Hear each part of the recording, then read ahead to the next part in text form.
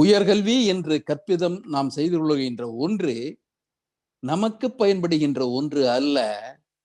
ஒரு சூழ்ச்சி மிக்க ஒரு செல்வாக்கு பிரிவினருக்கு மட்டுமே பயன்படுகின்ற ஒன்றாக வரையறுக்கப்பட்டது. இந்த நிலை ஏறக்குறைய 1000-1200 ஆண்டுகளுக்கு மேல் இங்கே நீடித்தது. இங்கு மட்டுமல்ல, இந்திய துணை கண்டத்தின் பல பகுதிகளிலும் இதுதான் நிலைமை. இவ்வாறு நீடித்தது. மன்னன் கூட மாறி வரலாம், ஒரு சூத்திரன் கூட மன்னராவது உண்டு, ஒரு பழங்குடி இன தலைவன் கூட மன்னரானது உண்டு.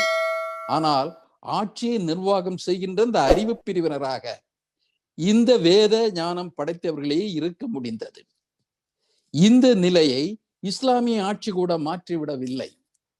இஸ்லாமியர் ஆண்டார்கள். ஏறக்குறைய 900 ஆண்டுகள் இந்தியாவை ஆண்டார்கள். தமிழகத்தில் அந்த கால அளவிற்கு அவர்கள் ஆட்சி நடத்தவில்லை என்றாலும் கூட ஏறக்குறைய நாயக்கர் ஆட்சி கால ஆட்சியின் இறுதி பகுதியிலிருந்து 200 ஆண்டு காலம் இங்கே இஸ்லாமியர் ஆட்சி நடந்தது. அந்த ஆட்சியிலும் கூட, வடக்கே இருந்த முகலாயர் ஆட்சியிலும் கூட அவர்கள் கடைபிடித்த கொள்கை என்பது தலையிடா கொள்கை. தலையிடா கொள்கை என்றால் லோ பேட்டரி நோடு.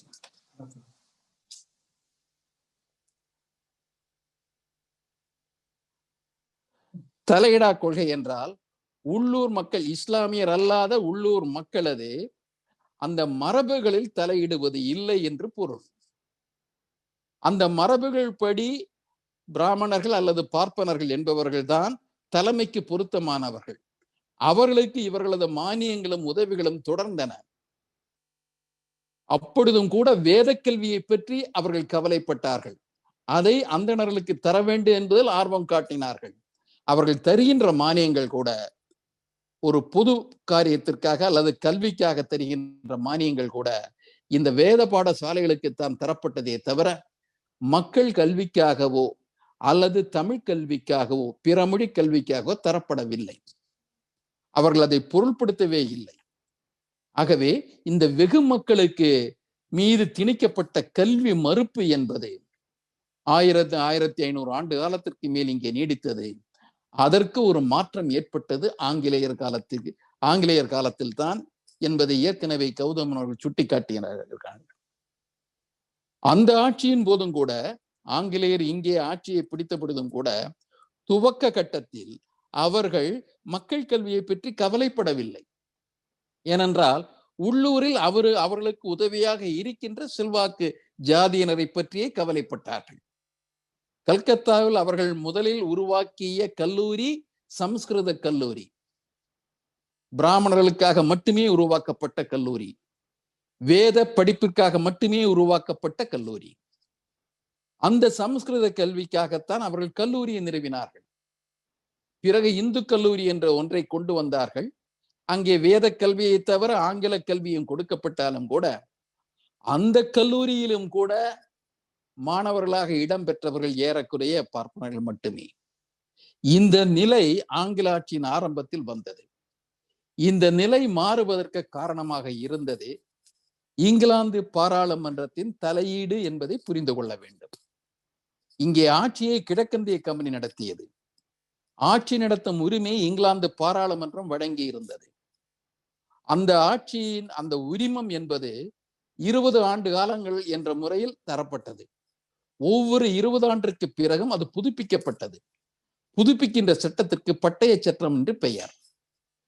1813 வரை மக்கள் கல்வியை பற்றி கவலைப்படாத கம்பெனியின் அரசாங்கம். அதுகாரம் அவர்கள் கவலைப்பட்டது எல்லாம் பார்ப்பனர்களுக்கு உரிய வேத கல்வி, சமஸ்கிருத கல்வியை பற்றி மட்டும்தான். ஜோன்ஸ் உருவாக்கிய ஏசியாட்டிக் சொசைட்டி, அதை போன்ற நிறுவனங்கள் அனைத்துமே அந்த செல்வாக்கு பிரிவினர் எதில் அக்கறை காட்டினார்களோ அந்த கல்வியைத்தான் அவர்கள், அந்த மொழியை பற்றி ஆய்வைத்தான் அவர்கள் மேற்கொண்டார்கள். மக்கள் கல்வியை பற்றி கவலைப்படவில்லை. 1813 வரை கிறிஸ்துவ மிஷினரிகள் உள்ளே நுழையவும் வழி இல்லை. அந்த 1813ஆம் ஆண்டு பட்டய சட்டத்தில் தான் கம்பெனி அரசு சுதேசிகளின் அந்த அறிவு நலனிலும் கல்வி நலனிலும் அக்கறை செலுத்த வேண்டும், அதற்கெனவும் நிதி ஒதுக்க வேண்டும் என்ற ஒரு கட்டளையை இட்டது. ஆண்டிற்கு 1,00,000 ரூபாய் அதற்காக செலவிடப்பட வேண்டும் என்ற ஒரு கட்டளையை அந்த பட்டய சட்டம் கம்பெனிக்கு தந்தது. அதோடு அவர்கள் கிறிஸ்துவ மிஷனரிகள் இந்தியாவிற்கு வரலாம் என்ற ஒரு அனுமதியையும் உரிமத்தையும் கொடுத்தது. கிறிஸ்துவ மிஷனரிகள் வந்தவர்கள் பள்ளிகளை துவக்கினார்கள். இந்த பட்டய சட்டத்தில் ஒதுக்கப்பட்ட நிதி 1833ஆம் ஆண்டு வரை சமஸ்கிருத பாடசாலாவுக்கு தரப்பட்டது, இஸ்லாமிய மதரசாவுக்கு தரப்பட்டது. மக்கள் கல்விக்கென இதுவும் ஒதுக்கப்படவில்லை. இந்த சூழலில் தான் 1833ஆம் ஆண்டு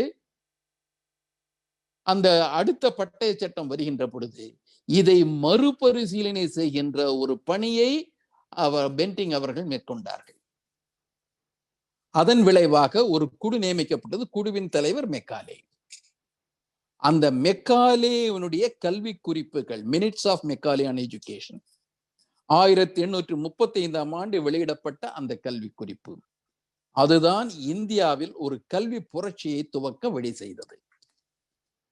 ஏன் ஒரு கல்வி புரட்சியை துவக்க வழி செய்தது என்று கூறுகின்றோம் என்றால், அதுகாரும் இருந்த கல்வி, சங்க காலத்திற்கு பின்னால் தமிழகத்திலும் பௌத்தர் காலத்திலிருந்தே இந்தியாவிலும் இருந்த கல்வி முறை என்பது பெரும்பாலும் சமய கல்வியே பொது கல்வியாக ஏற்றுக்கொண்டது. மத அறிவு, மத தத்துவ அறிவு, இவற்றை எல்லாமே மையப்படுத்திய ஒரு கல்வி முறை. இது வேதம் என்பதும் அப்படித்தான், பார்ப்பனிய மரபுகளை, சடங்குகளை மையப்படுத்துகின்ற ஒன்று. இந்த கல்வி முறையிலிருந்து பொது கல்வி என்பதாக ஒன்றை உருவாக்க வகை செய்தது மெக்காலேயின் கல்வி திட்டம். ஒரு பொது கல்வி. ஐரோப்பிய நாடு இங்கிலாந்தில் இருந்த கல்வி முறையின்படி மக்கள் கல்வி, பொது கல்வி என்பது சமயம் சாராத ஒரு கல்வி. அதில் சமய சார்பற்ற பாடத்துறைகள், தத்துவம், வரலாறு, அறிவியல், அறவியல் போன்ற பல துறைகள், இவற்றை பற்றிய அறிதலை தருகின்ற ஒரு கல்வி திட்டம். இந்த கல்வி திட்டத்தை தான் நாம் புரட்சிகரமான திட்டம் என்று கூறுகின்றோம். ஏனென்றால் முதன்முறையாக இந்தியாவில் கல்வி சமயத்தின் பிடியிலிருந்து விடுவிக்கப்பட்டது. ஏறக்குறைய 400 ஆண்டுகளுக்கு முன்னால் அது ஐரோப்பாவில் நிகழ்ந்தது. மறுமலர்ச்சியின் மூலமாக கல்வி திருச்சபையின் பிடியிலிருந்து விடுவிக்கப்பட்டது. ஆனால் இந்தியாவில் 1835ஆம் ஆண்டுக்கு பிறகுதான் கல்வி என்பது இந்த சமய நிறுவனங்களிலிருந்து, ஒன்று வேத பாடசாலை என்று சொல்லப்படுகிற பார்ப்பனிய பிடியிலிருந்து, அல்லது மதரசாக்கள் என்று சொல்லப்படுகிற இஸ்லாமிய பிடியிலிருந்து விடுவிக்கப்பட்டு மத சார்பற்ற பொதுக்கல்வி என்பது உருவாக்கப்பட்டது. இது ஒரு துவக்கம். அதனை அடுத்து வருகின்றது கல்வி நிறுவனங்கள் என்று வருகின்றன. கல்வி நிறுவனங்களை அரசே துவக்க வேண்டும் என்ற நிலைமை அப்படி இல்லை. ஏனென்றால் நமக்கு தெரியும், வரலாற்றில் அரசினின் கடமையாக கல்விக்கூடங்களை நிறுவ வேண்டும் என்பது எந்த தர்மத்திலும் சொல்லப்படவில்லை. உற்றுடி உதவியும் உருபொருள் கொடுத்தும் பிற்றை நிலை முனையாது கற்கை நன்றே என்றுதான் சொன்னார்கள். பிச்சை புகினும் கற்கை நன்றே என்று சொன்னார்கள்.